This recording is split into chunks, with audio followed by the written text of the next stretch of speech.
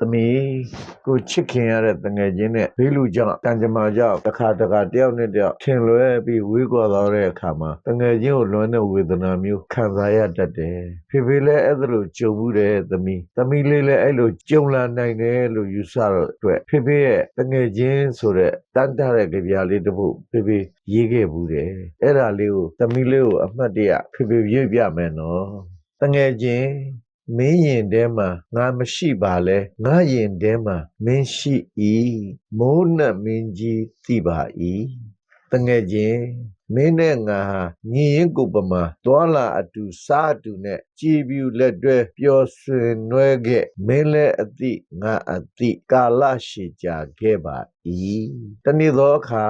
ကံကြမ္မာသည်အံ့ဘွယ်ရာတိငါနဲ့မင်းကိုတဝင်းတူ၍မလိုတမခွဲခဲ့တာကြောင့်ဘာရမဟုတ်စိတ်တွေရှုပ်ခါနှုတ်ဆက်ခွဲခွာဝေခဲ့၏မင်းလည်းအသိငါအသိတတိယတိုင်းလွမ်းမိ၏တငယ်ချင်း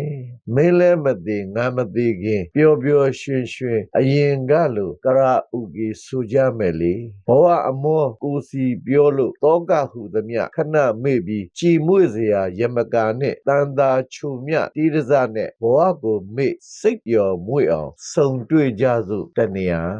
တငယ်ချင်းမင်းကိုမမေ့အလွမ်းငွေ့နဲ့ပြန်တွေ့ခြင်းဤမင်းမသိငါရင်ထဲမှာဆန္ဒရှိမိုးနတ်မင်းကြီးသိပါ၏သမီးရေဒီကြပြလေးနားထောင်ရင်တော့သမီးလဲစိတ်ကြရကစဖြည့်ပြီးတော့တတိယနေတဲ့တငယ်ချင်းကိုလွမ်းနေမလားမသိဘူးနော်